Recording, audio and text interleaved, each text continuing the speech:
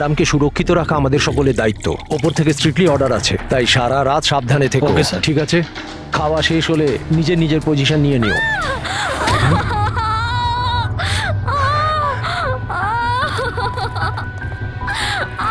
Madam, madam, madam, madam, দরজা খুলুন। Madam, দরজা খুলুন।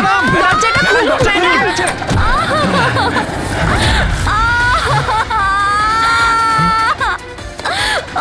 ম্যাডাম, ম্যাডাম,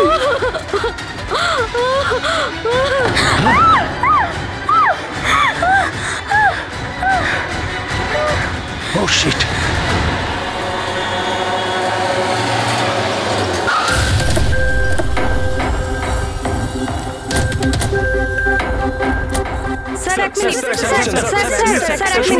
স্যার, জানা যাচ্ছে কোনো দুর্ঘটনা ঘটে গেছে। আপনি বলতে পারবেন এই বাড়িতে ঠিক কি হয়েছে? স্যার, এই কেসটা তো সিবিআই এর কাছে ছিল, তাহলে কি সিআইডি কে হ্যান্ডওভার করে দেওয়া হলো? দেখুন, এখানে একটা মার্ডার হয়েছে বলেই আমরা এখানে এসেছি। এর থেকে বেশি কিছুই বলতে পারবো না, পরে কথা বলছি। একটু সরে যান। আসুন স্যার।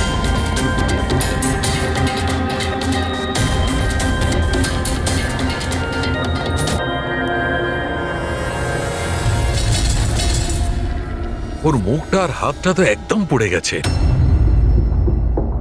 ওরার কোনো চিহ্ন তো এই রুমে আর দেখতেই পাচ্ছি না।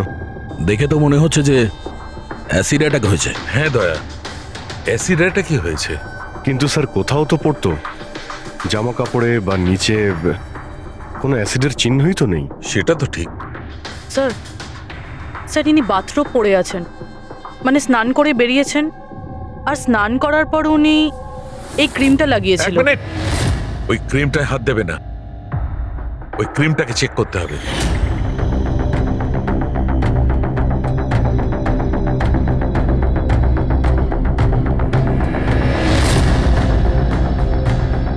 আরে, এ তো কিছুই হলো না। হবে পঙ্কজ, ওয়েট।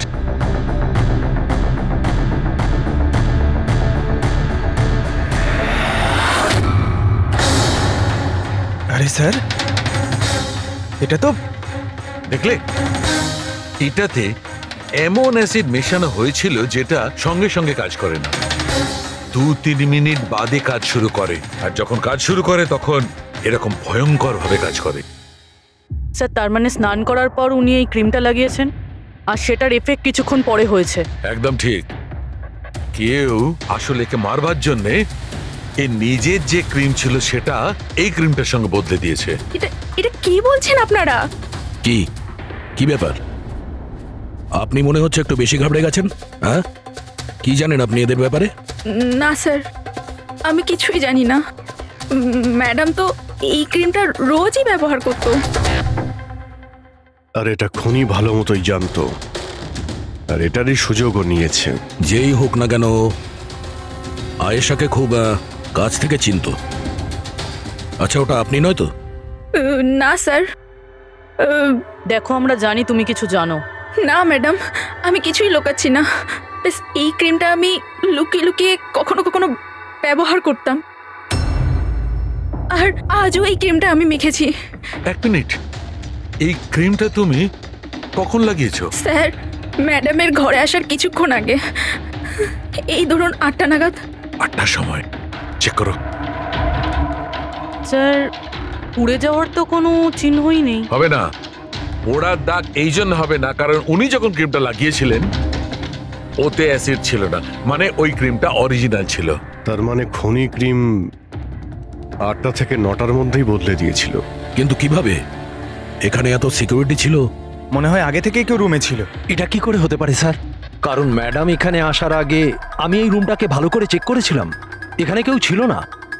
আর তাছাড়া ম্যাডামের চিৎকার শুনেই আমরা দৌড়ে এখানে এলাম, আর দেখি দরজা ভেতর থেকে লক। স্যার, হ্যাঁ স্যার, আর ভেতরে আসার জন্য আমাদের দরজা ভাঙতে হয়েছিল। ঠিক আছে, আপনারা এখন আসুন, প্রয়োজন পড়লে আবার ডেকে নিচ্ছি। Okay sir.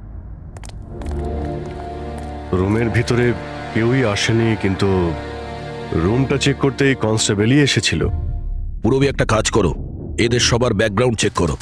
ততক্ষণে আমরা জানার চেষ্টা করি যে ব্যাপারটা কি। এত মিডিয়া, সিবিআই এর কেস, এতগুলো সিকিউরিটি, কি কারণে? অ্যাকচুয়ালি আয়েশা খুব বড় খেলোয়াড় ছিল, লাইক এজেন্ট। যে ধরনের এজেন্ট দুটো পার্টির মধ্যে ডিল করিয়ে মাঝখান থেকে ভালো কমিশন নিয়ে সরে যায়। শুধু এটা ধরে নিন যে আয়েশাও এই ধরনেরই এজেন্ট ছিল, কিন্তু টপ লেভেলে। ওর সমস্ত ডিলগুলি লাখ আর কোটি টাকার উপরেই হতো, আর সব কটাই ছিল একেবারে বেআইনি। আমাদের কাছে এসব কিছুরই প্রমাণ ছিল, আমরা ওকে অ্যারেস্টও করেছিলাম। কিন্তু ও হঠাৎ করে রাজসাক্ষী হয়ে গেল। ও নিজের মুক্তির বিনিময়ে 3 জন বড় ব্যবসাদারের দুর্নীতির বিরুদ্ধে আমাদের হাতে সব প্রমাণগুলো দিত। আজ কোর্টে শুনানি ছিল, কিন্তু কাল রাতেই ওর মার্ডার হয়ে যায়। 3 জন বড় বিজনেসম্যান, এরা কারা? ভিকি, রাহুল, কুমার। এই 3 জনের কাছেই পয়সা আর পাওয়ার যথেষ্ট আছে, যা খুশি করতে পারে। আর যে প্রমাণগুলো আয়েশার কাছে ছিল? আয়েশার কাছে কিছু টেপ ছিল, এই 3 জন বিজনেসম্যানের বেআইনি কাজের কিছু ভিডিও ফুটেজ।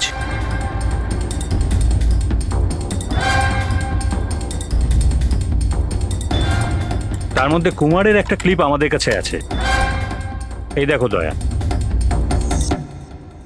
চিয়ার্স। টাকাটা কবে ট্রান্সফার করছেন মিস্টার কুমার? ব্যাস, যেই আমাদের কাছে গানস পৌঁছে যাবে আপনার অ্যাকাউন্টে টাকা পৌঁছে যাবে। সেসবের চিন্তা আপনি করবেন না মিস্টার কুমার, ওনাদের কাছে অস্ত্রের তো কোনো খামতিই নেই, এমনিতেই তো পড়ে পড়ে জংই ধরছে। হ্যাঁ, তাছাড়া পাওয়ারে থাকার তো এটাই সুবিধা, তাই না? যখন যেটা মন চায় করে না। আপনি শুধু এই কনসাইনমেন্টটা সম্পূর্ণ করে দিন, আমাদের তো একসঙ্গে অনেক কাজ করতে হবে, তাই না? একদম। আর এটা তো সবে শুরু।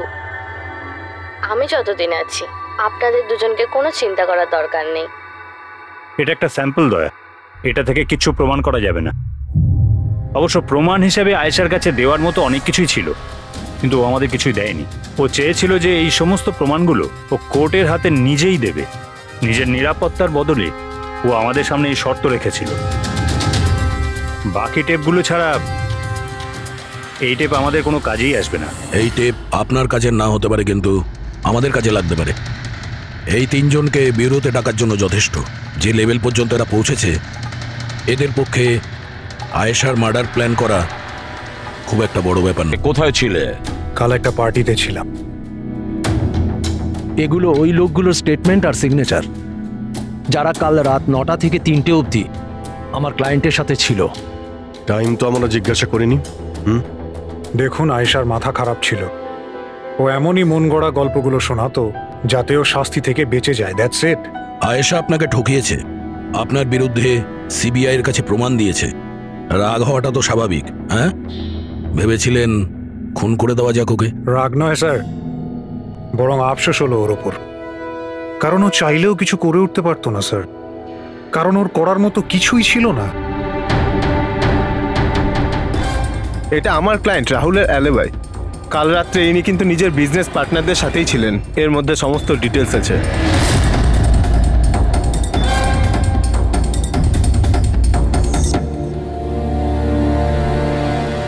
আমার মনে হয় না যে আপনাদের কিছু জানার আছে বলে।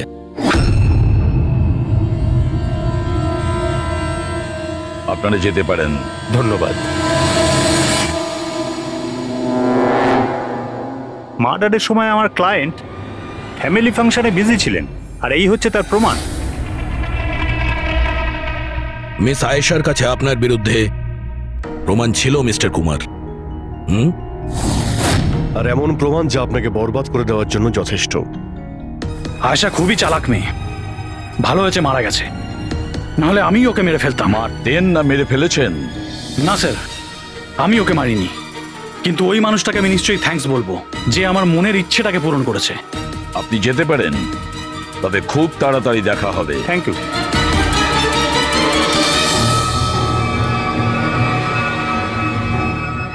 আপাতত আমরা কাউকেই অ্যারেস্ট করতে পারবো না, এখানে সবারই কোনো না কোনো কারণ আছে। স্যার, হ্যাঁ স্যার, স্যার একটা কথা জানা গেছে।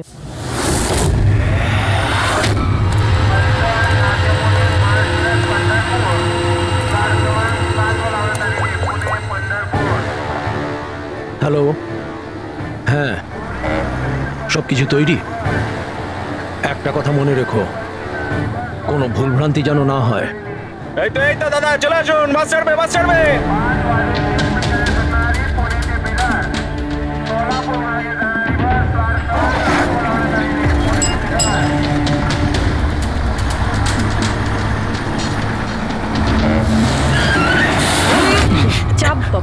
আরে দাদা কি হলো? বাস দাঁড়ালো কেন? আরে বাসের সামনে কেউ গাড়ি দাঁড় করিয়ে দিয়েছে দাদা। মাঝ রাস্তায়?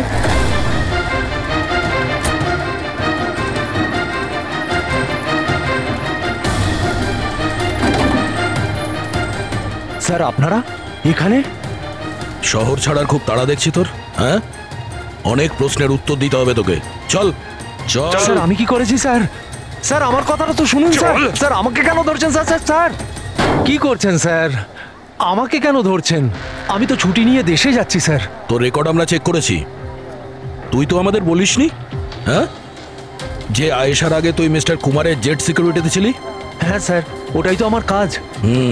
আর আপনি তো জানেন যে সরকার আমাদের যেখানে পাঠায় সেখানে যেতে হয়। তোমার মোবাইলে কুমারের কল একবার নয় 3 বার, আয়েশার মার্ডারের ঠিক আগে। এটাও একটা কাজ। আপনারা ঠিক বলেছেন স্যার। কুমার আমাকে কল করেছিল, ও আয়েশা ম্যাডামের সঙ্গে কথা বলতে চাইছিল, কিন্তু আমি বারণ করেছিলাম স্যার। ও আমাকে টাকার লোভও দেখিয়েছিল, কিন্তু আমি তবুও কথা বলাইনি। প্রথমে 2বার বারণ করেছিলি তুই, আর তারপর রাজি হয়ে গেলি তুই, হ্যাঁ? ম্যাডাম, এই কুমার স্যার আবার ফোন করছেন।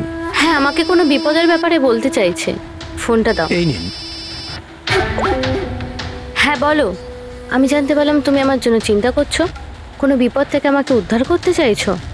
How strange. আমি বলে দিচ্ছি, আমি তোমাকে খুব ভালো মতো চিনি। আর এই সমস্ত কার্যকলাপ না তুমি অন্য কারোর সাথে করো। আর এমনিতেও যদি আমি জেলে যাই, এই টাকাগুলো নিয়ে আমি কি করব? আচার দেবো? এই টাকাটা না তুমি তোমার কাছেই রাখো, এটা তোমারই সাহায্যে লাগবে। কোনো দরকার নেই এই ফোনটা আমাকে দেওয়ার। আমার সাথে গেম খেলার চেষ্টা করে যাচ্ছে, আর তুমি ওকে সাহায্য করছো। আমি কোথায় ম্যাডাম? আপনাকে সাহায্য করছিলাম তো। ঠিক আছে ঠিক আছে, থাক। শুধু এইটুকুনি জেনে রেখো, তুমি যদি ওকে সাহায্য করো না, রক্ষা পাবে না। আমি সিবিআই কে বলে দেবো, যদি আমার কিছু হয় তাহলে সবার প্রথমে তোমাকেই অ্যারেস্ট করবে। তুই গেছিলি না আয়েশার ঘরে ঠিক ওর রুমে ঢোকার আগে? ওর বিউটি ক্রিমটাকে অ্যাসিড ক্রিমে বদলাতে খুব বেশি সময় লাগেনি নিশ্চয়ই, তাই না? এ আপনি কি বলছেন স্যার? আমার কথা বিশ্বাস করুন, আমি সত্যি বলছি। যদি তুই সত্যি কথাও বলিস না, তাহলেও এই কেস যতক্ষণ না সলভ হচ্ছে তুই আমাদের হেফাজতে থাকবি, বুঝলি? এখন চল, নিয়ে চল ওকে, চল চল। আরে স্যার স্যার স্যার আমি কিছু করিনি স্যার, ছেড়ে দিন স্যার প্লিজ স্যার। হ্যাঁ পুরবি বলো। স্যার ওই ফুটেজটা যেটা ও সিবিআই কে পাঠিয়েছে, সেটা ওই ঘর থেকেই শুট করা হয়েছে যেখানে ওর খুন হয়েছিল। তার মানে আয়েশার বেডরুমে? হ্যাঁ স্যার, ওরই বেডরুমে। আসলে এই ফুটেজটা 1 বছর আগের, ফার্নিচার বদলানো হয়েছিল তাই বোঝা যাচ্ছিল না। Are you sure? স্যার 100%, এটা সেই ঘরটাই। হ্যাঁ, একটা ভাইটাল ইনফরমেশন দিলে Purabi. Thank you so much. Purabi বলল যে আয়েশা মিনিস্টার আর মিস্টার কুমারের স্টিংটা ওই রুমেই করেছে। আর যদি এটাই হয়, ক্যামেরা ওই ঘরেই কোথাও লোকানো আছে, তার মানে ক্যামেরা এখনো ওখানেই আছে।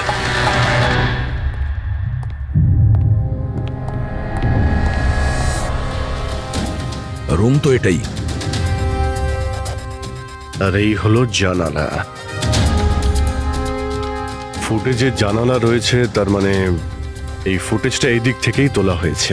স্যার ফুটেজ অনুযায়ী তো ক্যামেরা এখানে থাকা উচিত। না ভাই, এতটা হাইটে না, ক্যামেরা আই লেভেলে ছিল, আর সেই হিসেব অনুযায়ী এইখানেই কোথাও হওয়া উচিত। আচ্ছা, ওই আয়নার ভিতরে নেই তো? আরে ওই যে আয়নাগুলো থাকে না, যার একদিকে দেখা যায় আর একদিকে দেখা যায় না। ভাই তাহলে তো জানতেই পারা যাবে। কি করে স্যার? তুমি ওই ফিঙ্গার নেল টেস্টের কথা শোনোনি? যে কোনো অচেনা জায়গাতে বা ট্রায়াল রুমে ড্রেস চেঞ্জ করার আগে এই টেস্ট করে নেওয়া উচিত, ফিঙ্গার নেল টেস্ট। তোমার যে নখ রয়েছে সেটা তুমি কাঁচের মধ্যে লাগাও, আর তোমার রিফ্লেকশনে যে নখ আছে আর তোমার যে নখ রয়েছে তার মধ্যে যদি গ্যাপ থাকে তাহলে সেটা আসল, আর যদি গ্যাপ না থাকে তাহলে সেটা নকল ওয়ান ওয়ে। যেমন এই মিররটা, এটা ওয়ান ওয়ে মিরর। যদি মিররটা ওয়ান ওয়ে হয় তাহলে তো এর পেছনে জায়গা থাকার কথা।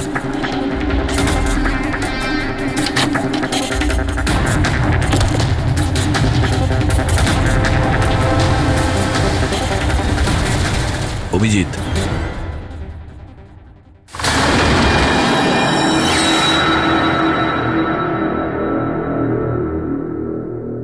এখানে তো পুরো ফিল্মের সেটআপ লাগানো রয়েছে।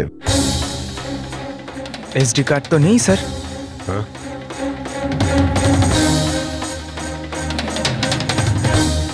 লকার খালি। স্যার মনে হয় টেপটা এখানেই রাখতো। এই জায়গা থেকেও বড় বড় লোকের কেলেঙ্কারি রেকর্ড করেছে, আর এই জায়গায় ব্যবহার করে খুনি ওকে খুন করে দিয়েছে। হতে পারে এই ওয়ান ওয়ে মিরার দিয়ে ওকে ছটপট করে মরতে দেখেছে ও। স্যার তার মানে আমরা যখন ওখানে লাশের সঙ্গে ছিলাম তখনও এখানে ছিল, আর আমাদের যাওয়ার পরে সুযোগ বুঝেও এখান থেকে পালিয়ে গেছে। তার মানে আয়েশা আর পুলিশের অনুপস্থিতিতে লোকটা বাড়িতে ঢুকেছিল, হয়তো বাড়ির পিছন থেকে।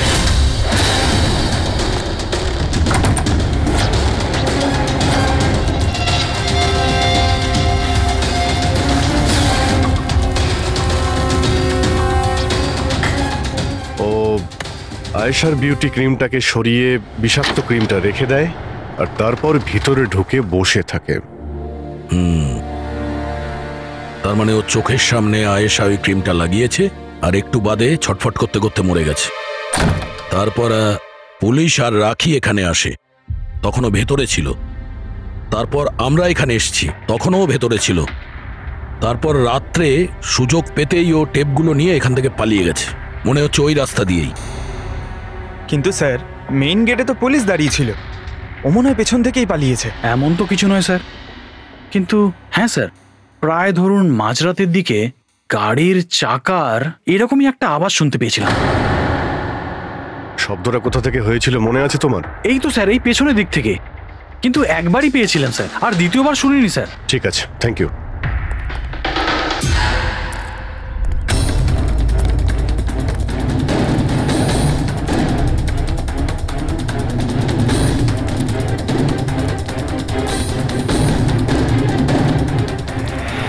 স্যার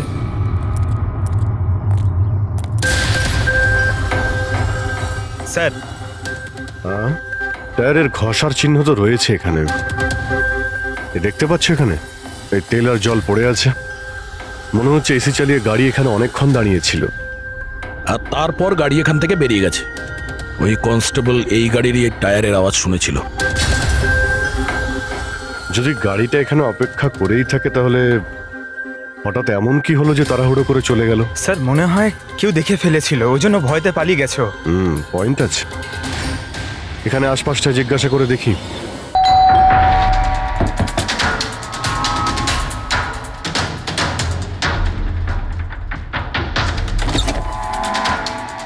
নমস্কার। নমস্কার। নমস্কার, আমরা সিআইডি অফিসার্স। সিআইডি? ম্যাম, কালকে রাত্রে আপনি এখানে কিছু কিছু অদ্ভুত দেখেছিলেন বা শুনেছিলেন, এমন কিছু যা আগে কখনো ঘটেনি? হ্যাঁ, দেখে তো ছিলাম।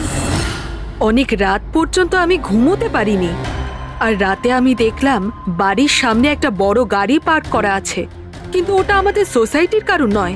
অনেক রাত পর্যন্ত গাড়িটা কিন্তু ওখানেই ছিল। কোন গাড়ি ছিল আপনার মনে আছে কিছু? দেখুন, গাড়ির ব্যাপারে তো আমি বিশেষ কিছু তো জানি না, কিন্তু ওটা HX9 ছিল, কারণ আমার ছেলের কাছেও ওই একই গাড়ি আছে। I see. আরো একটা কথা, যতক্ষণ ওই গাড়িটা ওখানে দাঁড়িয়ে ছিল না, গাড়ির ইঞ্জিনটা চালুই ছিল, আর ভিতরে একজন বসেও ছিল। আমি এটা দেখছিলাম, আর তখনই ওখানে কাউকে একটা আসতে দেখলাম আমাদের আয়েশার বাড়ির দিক থেকে। ওর হাতে কিন্তু একটা ব্যাগও ছিল। আরে এই যে, কে ওখানে? গাড়িটা তো চলে গেল, কিন্তু এটা বুঝতে পারলাম না যে ওরা কারা ছিল, কেন এসেছিল, আর ওরা আয়েশার বাড়িতেই বা কি করছিল। Thank you ma'am, thank you very much. Thank you. Sir তার মানে খুনির সঙ্গে আর একটা লোক ছিল যে গাড়িতে বসে অপেক্ষা করছিল। লাখ টাকার গাড়ি ছিল। কি মনে হচ্ছে কে হতে পারে?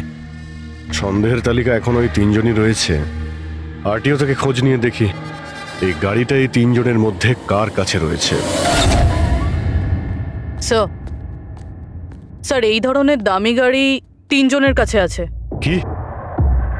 হ্যাঁ স্যার, খুবই শৌখিন লোক, এক একজনের কাছে অনেক গাড়ি আছে। তাহলে এই তিনজনের মধ্যে ওই গাড়িটা কার আছে কি করে জানতে পারবো? তাও সিচুয়েশন অনুযায়ী খুনি এই তিনজনের মধ্যে কেউ মনে হচ্ছে। না স্যার, আমরা তিনজন এই খুনের ব্যাপারে কিচ্ছু জানি না। আপনারা এখানে কেন? স্যার, আয়েশা জীবনকালে তো আমাদের বাঁচা দুষ্কর করেই দিয়েছিল, এখন মরার পরেও আমাদের বাঁচা দুষ্কর করে দিচ্ছে। তার মানে? স্যার, আয়সার খুনি ও আমাদের প্রত্যেককে ফোন করে 25 কোটি টাকা করে চেয়েছে, তাও আবার 24 ঘন্টার মধ্যে। আর হুমকি দিয়েছে আমরা যদি না দিই তাহলে ও আমাদের টেপ লিক করে দেবে। এর মানে হচ্ছে আমাদের মার্ডারের সঙ্গে কোনো সম্পর্ক নেই। ওই গলাটাকে চিনতে পেরেছেন? না স্যার, আমি চিনতে পারিনি। আপনারা শুনে নিন, আমি কলটা রেকর্ড করেছি।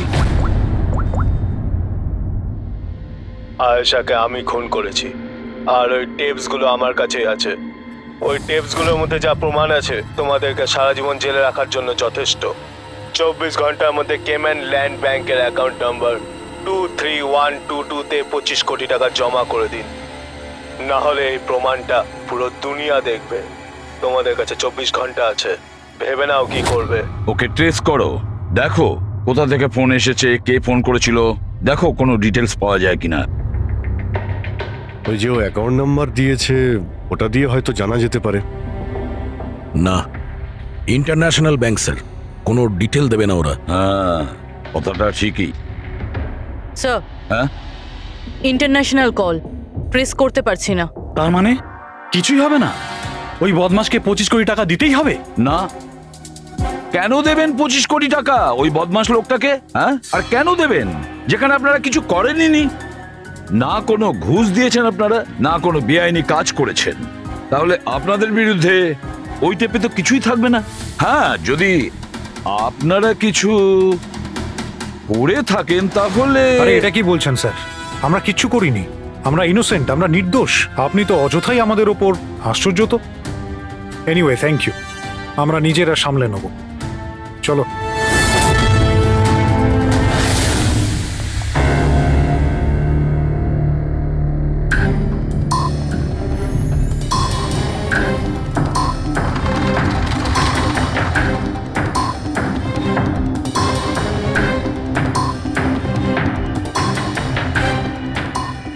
সারিকা, এই রুমটাকে খুব ভালো করে চেক করতে হবে। খুনি এখানে ঘন্টার পর ঘন্টা ছিল, তার মানে এখানে কোনো না কোনো জিনিস নিশ্চয়ই পাবো আমরা, যেটা দিয়ে ওর ডিএনএ টেস্ট করা সম্ভব। ওর চুল, ওর নখ, যা কিছু।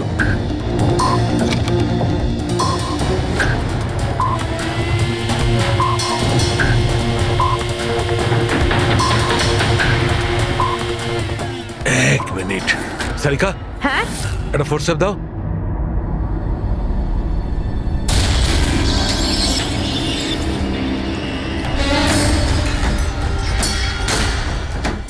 মাই গড, সারিকা এই দেখো। Contact lenses? Yes, contact lens. কিন্তু কিন্তু আয়েশার চোখ তো একদম ঠিক ছিল। আমি নিজেও রিপোর্টস চেক করেছি, না ও চশমা পরতো আর না কন্ট্যাক্ট লেন্স। তবে এই কন্ট্যাক্ট লেন্সটা কার হতে পারে? খুনির? না না, খুনির হতে পারে না। একটা চোখের কন্ট্যাক্ট লেন্স খুলে যাবে আর কেউ জানতে পারবে না, এটা ইম্পসিবল। দেখান তো একটু।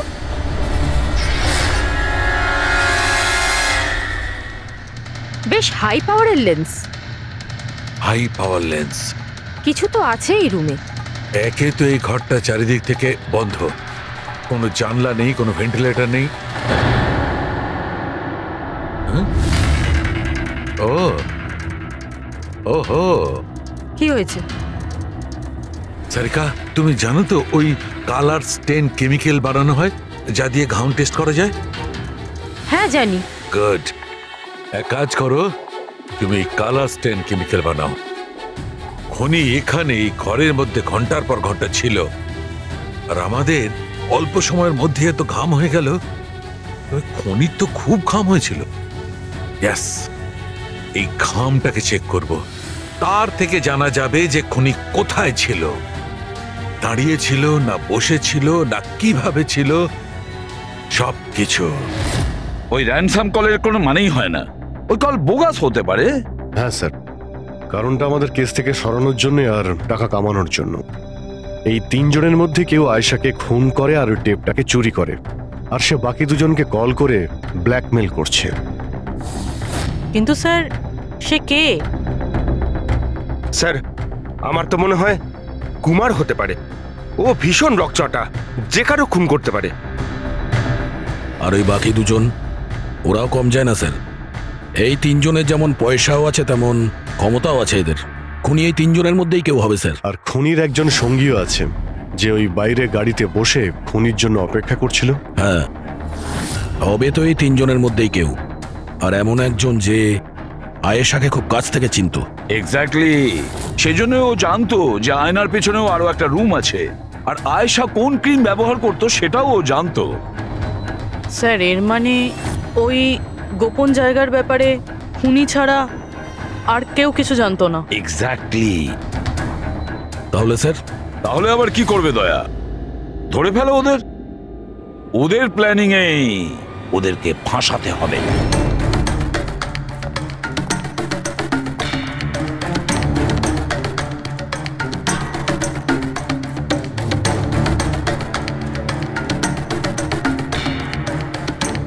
আমাদেরকে এখানে কেন ডাকলো? কোনো আইডিয়া? হয়তো জিজ্ঞেস করার জন্য ডেকেছে খুনিকে টাকা দিয়েছে কি দিইনি। তাহলে তোমরা দুজন কি টাকা দেবে? তোমাদের কি মনে হয় টাকা দেওয়া ছাড়া আর কোনো উপায় আছে? তা তুমি কি করতে চলেছো ভিকি? দেবে টাকা? দেখো, টেপের ব্যাপারে তো কিছু বলতে পারছি না, আর তাছাড়া আমি কোনো বেআইনি কাজ করিনি। এই জন্য টাকা দেওয়ার তো কোনো প্রশ্নই আসে না। সরি, আমি টাকা দিচ্ছি না। ও কাম অন ম্যান, এত ঢং করার কি আছে? কিছু করে থাকলে বলো না, শুধু আমরা তিনজনই আছি এখানে। দেখো রাহুল, যদি কথা... এক সেকেন্ড নাও, সিআইডি মেসেজ করেছে। আরে কোথায় আছে ওরা? কি লিখেছে বল। কোথায় আটকে গেছে, আসতে পারবে না, ফিরে যেতে বলেছে। হোয়াট ননসেন্স ভাই, আমরা কখন থেকে এখানে বসে আছি, শুধু শুধু সময় নষ্ট করে দিল। এবার কি করবে? যাওয়া যাক, আর কি। চলো, কাম অন।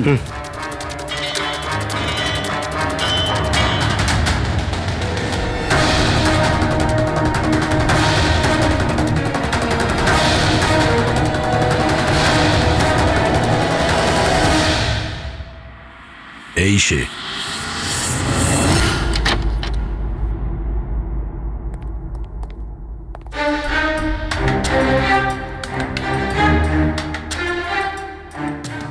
স্যার, ভিকি, তার মানে ও জানতো যে আয়নাটার পিছনে ক্যামেরা আছে? হ্যাঁ, বাকি দুজনের হয় এরা কিছু জানে না, না হলে আমাদের সামনে অ্যাক্টিং করছে।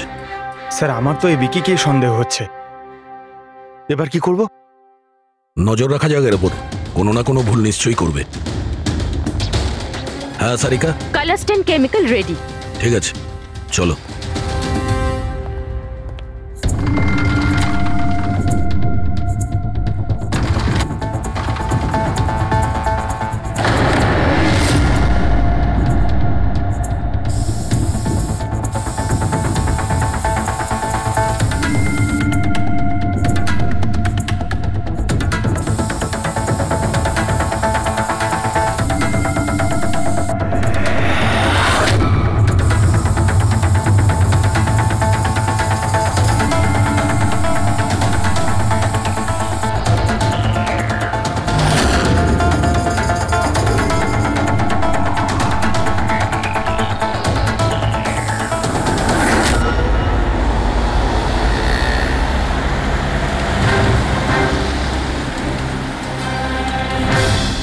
আরে স্যারও যাচ্ছেটা কোথায়? আরে কোথায় আর যাবে পঙ্কজ, বন্ধুদের সাথেই দেখা করতে যাচ্ছে। আবার কি?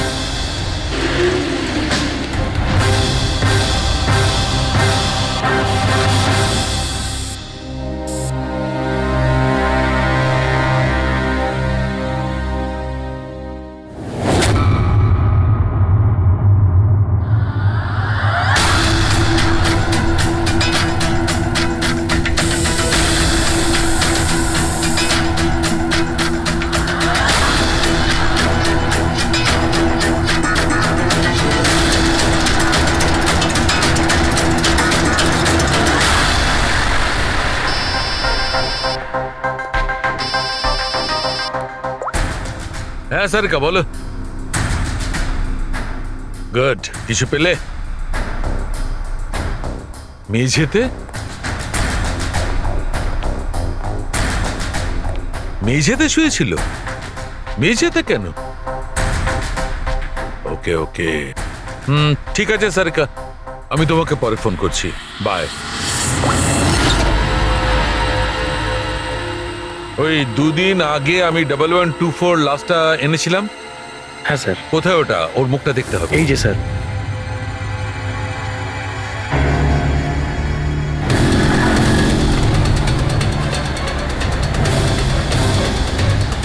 এই জানতে পারেনি তো যে আমরা ওকে ফলো করছি?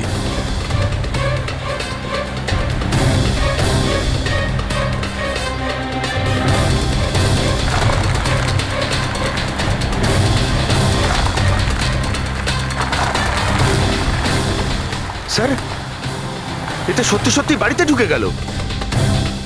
ভেবেছিলাম ও কোনো বন্ধুর সাথে দেখা করবে।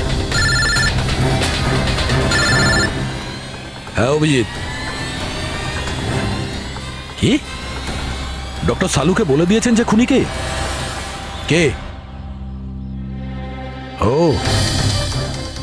হ্যাঁ, আমরা এই ভিকিকে ফলো করতে করতে ওর বাড়ির কাছে পৌঁছে গেছি। ঠিক আছে, আমরা ওয়েট করছি। অভিজিৎ আসছে।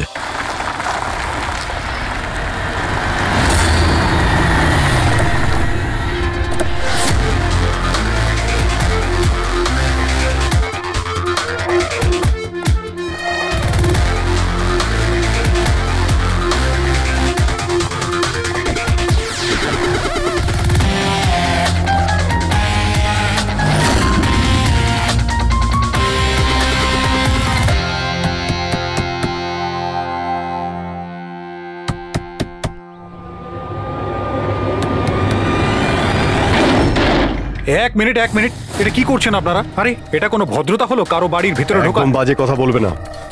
আমরা সত্যিটা জেনে গেছি। কোথায় লুকিয়ে রেখেছো ওকে? দেখুন, আপনি আমার কথা শুনুন, আপনার কোথাও ভুল হচ্ছে। আমি কিচ্ছু করিনি। আমি না আয়েশাকে খুন করেছি আর না এখানে কাউকে লুকিয়ে রেখেছি।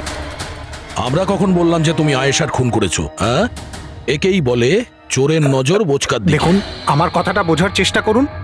আপনারা আমার কথাটা শুনুন। আপনারা আমার কথা কেন শুনছেন না? হ্যালো, আপনারা এইভাবে ভিতরে ঢুকতে পারেন না।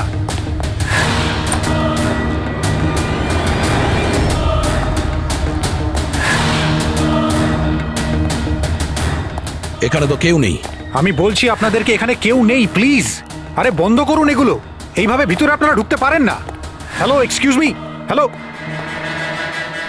আরে ওপরে কিচ্ছু নেই স্যার। আরে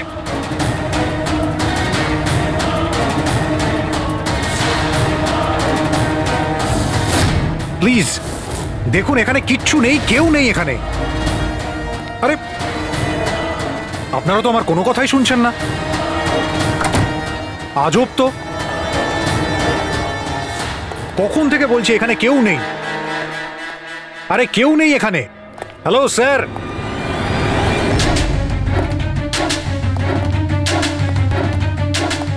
দেখুন আমার কথাটা শুনুন প্লিজ। শুনুন, দেখুন দেখুন, আমি আপনাকে বলছি আমি আয়েশাকে খুন করিনি। প্লিজ আমার কথাটা বোঝার চেষ্টা করুন। আমি সত্যি বলছি। আমরা জানি যে তুমি আয়েশাকে খুন করোনি। তাহলে আপনারা এখানে কি খুঁজছেন? 1 মিনিট, সব জানতে পারবে।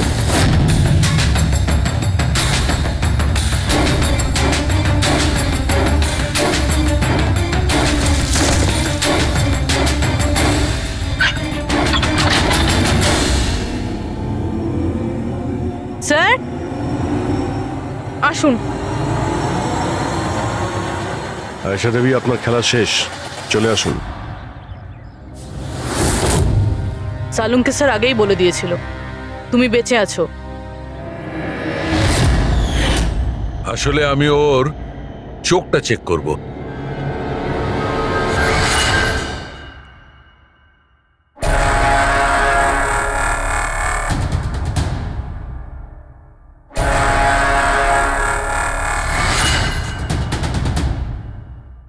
আমি যেটা ভেবেছিলাম সেটাই ঠিক। তুমি আসলে আয়েশা হতেই পারো না। তুমি তো সে যাকে ঘরের মধ্যে বেঁধে রাখা হয়েছিল। অন্য কোনো মেয়েকে আয়েশা বানিয়ে নির্মমভাবে ওকে হত্যা করেছো। কে ছিল ওই মেয়েটা? কি শত্রুতা কি ছিল ওর সঙ্গে? ওর সাথে কোনো শত্রুতা ছিল না। আমি শুধু আমার জীবনটাকে বাঁচাতে চেয়েছিলাম। আমি খুব ভালো করে জানতাম যে সিবিআইকে সাক্ষী দেবার পরেও আমি সুরক্ষিত থাকবো না। এই তিনজনেই কিন্তু খুব ডেঞ্জারাস। ওরা আমাকে ঠিক খুঁজে বের করে নিত, আর আমি ভয় পেয়ে বেঁচে থাকতে পারতাম না। তাই আমার সামনে একটাই রাস্তা ছিল, নিজের মরে যাওয়ার মিথ্যে অভিনয় করে সারাটা জীবনের মতো উধাও হয়ে যাওয়া। এই পরিকল্পনাটা আমরা দুজনে মিলে বানিয়েছিলাম। ওই মেয়েটা একটা স্ট্রাগলিং অ্যাক্ট্রেস ছিল। ওকে আমরা ইন্টারনেটের কোনো অনলাইন কাস্টিং এজেন্সি থেকে খুঁজে বার করেছি। রিয়া নাম ছিল ওর। ওকে এই জন্যই সিলেক্ট করেছিলাম কারণ ওর হাইট, ওয়েট সব কিছুই আয়েশার মতো ছিল। আমরা ওকে মিথ্যে মিটিংয়ের অজুহাতে বাড়িতে ডাকি, আর ওকে অজ্ঞান করে দিই, আর ওকে বেঁধে ওই গুপ্ত রুমে রেখে দিই।